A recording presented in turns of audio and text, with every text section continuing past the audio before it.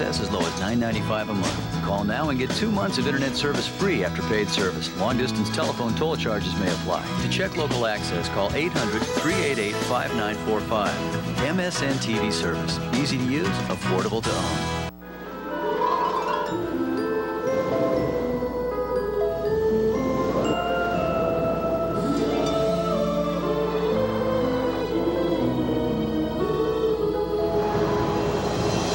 Your eye on a new Cadillac?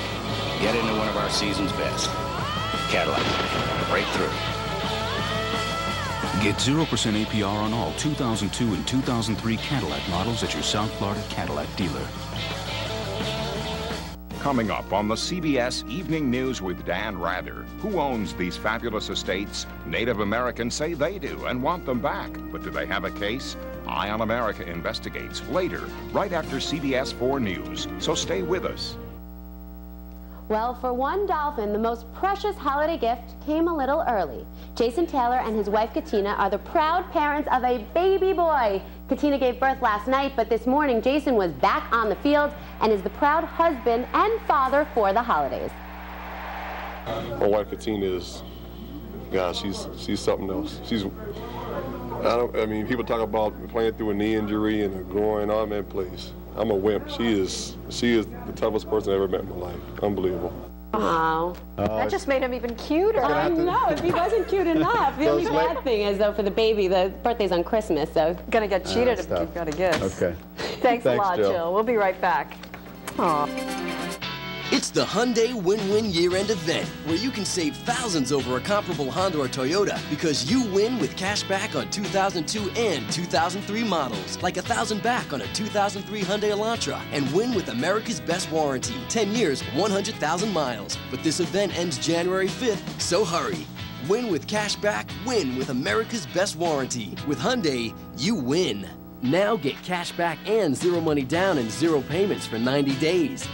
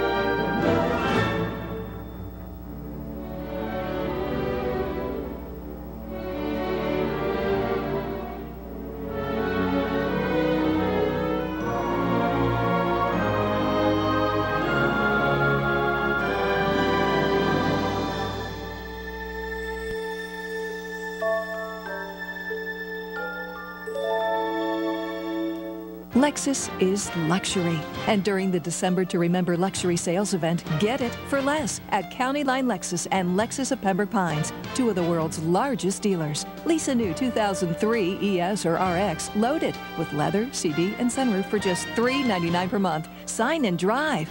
$399 per month. No money down. Sign and drive. This December to Remember Sign and Drive luxury sales event ends Monday night exclusively at County Line Lexus and Lexus of Pembroke Pines. You're watching CBS 4 News at 6. That's our news on this Christmas Eve. Thank you so much for joining us. We'll see you back here at 11 for CBS 4 News tonight. Enjoy your Christmas Eve if you're celebrating it. Here's Dan Rather. Good night. Christmas Eve headlines. Some places the weather outside is frightful. Big winter storms in the Midwest moving into the Northeast. Terror precautions mean new rules for travelers. And UN inspectors question Iraqi scientists. Also tonight, in North Pole, New York, it's a Santa suit. Lawsuit, that is. With court support and visions of casino millions, Native Americans mount a reverse land grab. and he'll be home for Christmas, if only in his dreams.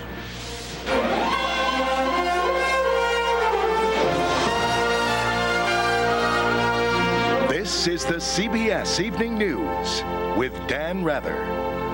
Good evening and happy Christmas Eve. Dan is off tonight. I'm John Roberts. A massive El Nino storm system has descended on much of the nation, and for millions of Americans on the go, this Christmas Eve is far more naughty than nice. The storms are dumping snow, sleet, and rain over the South and Midwest, making travel difficult and dangerous, and it's all headed north and east.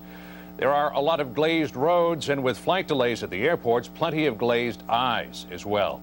CBS News correspondent Mark Strassman is on the Weather Watch.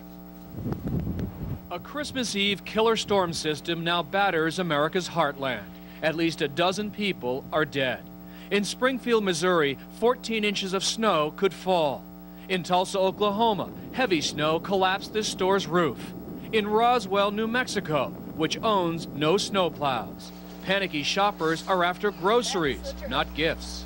We need some snack stuff, but we gotta hurry. Okay, look. It's getting bad out. Very bad out. Oklahoma will shovel out of its first white Christmas since 1975, a foot of snow. When was the last time you saw snow? Never. But in many places, for last-minute shoppers or last-minute travelers, this white Christmas is nothing to carol about. Back in Springfield, Missouri, winter weather froze some flights in midair. We circled for 30 minutes, but the storm was still in full blown, and they sent us back to St. Louis. And then they didn't know what to do with us. But today's real worry is people on the move by car. I'm staying here, thank God. But everybody else is coming in this. It worries me to death. The traditional travel stampede, millions of people today, has become a Christmas crawl. So you throw a monstrous rain, ice, and snowstorm through the midsection of the country all the way up to the northeast, and it makes for some really chaotic driving for people. Today's national weather map also looks chaotic, a classic El Nino pattern, with two major storms. All that snow in the southern plains will move tonight into Indiana and the Ohio Valley, and on Wednesday collide explosively with a vast rain system now across the southeast and socking the mid-Atlantic. By Thursday, interior New England could get clobbered. It would not be surprising to see 2 feet of snow in some locations, and even an isolated report as high as 30 inches. No snow in the southeast today, but heavy rains, creating flooding around Atlanta and spawning tornadoes in Georgia, Florida, and especially in Alabama, where Agnes Stanford's world suddenly went black. It's turned black as smut, and all these trees and tin and stuff are falling. Much of America is now turning winter white. I think it's beautiful. I think that it's nice for Christmas. Tonight, Atlanta and snowy St. Louis are the only major airports reporting delays. Then again, for many people, it's the return commute that could be the real holiday hassle. This is shaping up as the most severe Christmas storm since 1969.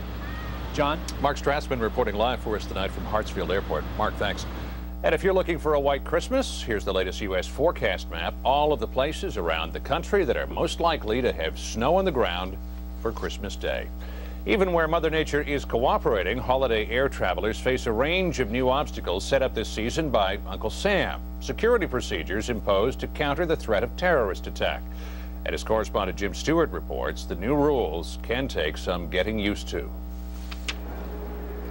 It wasn't the weather as much as the wrapping that delayed many Americans today. Travelers learned the hard way that gift-wrapped presents immediately targeted them for extra security searches. I have a huge box behind me with a lot of presents in it, and they say there's a good chance it's going to be open in the next 10 minutes. So it should be an interesting afternoon.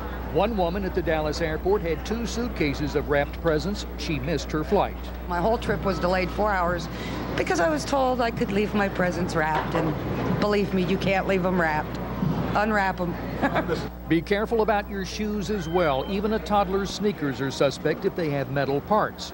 It was a year ago this week that Al-Qaeda operative Richard Reed tried to blow up a plane with explosives hidden in his sneakers.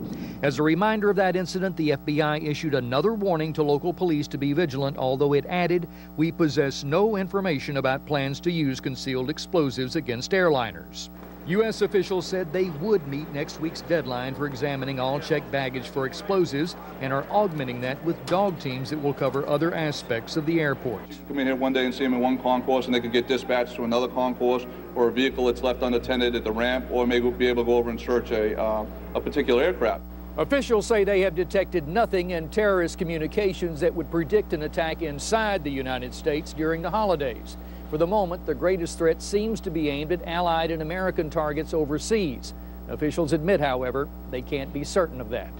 Jim Stewart, CBS News, Washington. Secretary of State Colin Powell consulted with his Japanese counterpart by phone today, discussing how to handle North Korea's threat to restart its nuclear weapons program. But North Korean statements today were more belligerent than ever. One warned U.S. policies are leading toward, quote, an uncontrollable catastrophe, and another said the U.S. is, quote, pushing the situation on the Korean Peninsula to the brink of a nuclear war.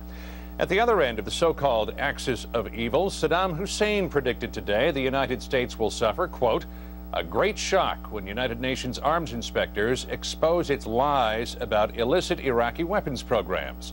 Those UN inspectors have now begun questioning Iraqi scientists. As correspondent Lee Cowan reports tonight from Baghdad. A professor of nuclear physics became the poster child for Iraqi cooperation today, coming forward as the first scientist to publicly admit being interviewed by the UN. The atmosphere was very friendly, actually. But in the end, he says, the inspectors went away with little new information. Sir, they know exactly what we have been doing in the past. They have it in details, in fine details. His boss was quick to back him up. This university is clean like any other place in Iraq. Professor Abdul Noor insisted on having Iraqis present during his interview, illustrating a problem for inspectors. The UN can't force scientists to speak to them privately or require them to leave Iraq against their will. Of the 10 sites visited today, at least 2 of them were institutions of higher learning, where some scientists who once worked in weapons programs now teach. This inspection even brought a halt to classes at Baghdad's College of Veterinary Medicine. Students weren't allowed in or out.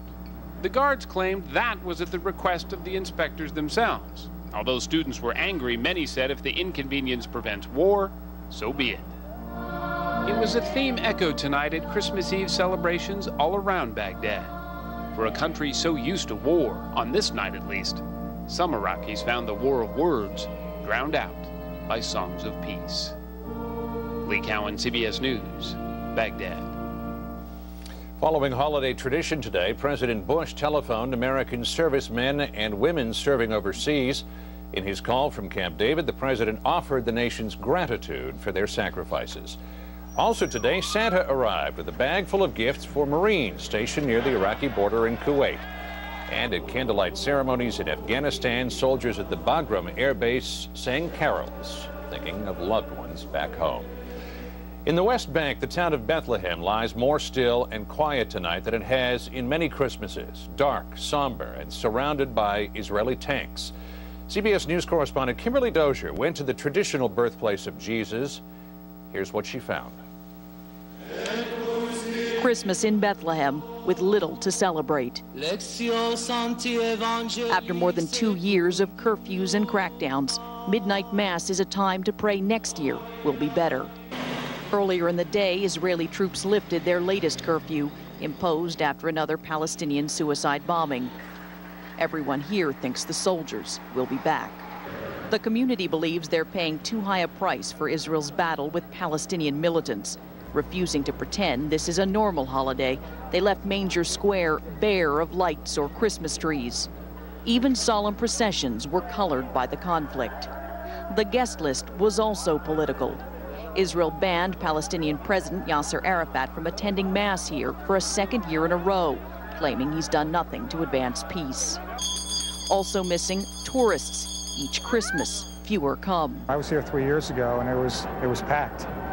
And now you may see 5 tourists all day, where before you'd have seen 2,000 maybe. It's very frustrating to see, very sad, and I can't do anything, and that makes it even worse. Palestinians here feel the same. We are truly incapable of feeling Christmas this year. Her husband has lost his job. She teaches to support the family. Many Palestinians like them are leaving. They say they will not. I believe that I should not surrender. Hope is very important in our lives as Christians. This year, it's in short supply. For the Christian community here, this holiday is just a brief break from the violence and a painful reminder of a promised peace that has failed both sides. Kimberly Dozier, CBS News, Bethlehem. At the Vatican tonight, Pope John Paul expressed his hopes for peace, especially in the Middle East. In his homily prepared for the traditional Christmas Eve midnight Mass at St. Peter's Basilica, the Pope declared that Jesus was, quote, born for a humanity searching for freedom and peace. Coming up next on tonight's CBS Evening News, this Christmas Eve, for sale, Santa's Workshop. And that's not even the strangest part of this story. Hello there. Hi. Cigarette? Excuse me.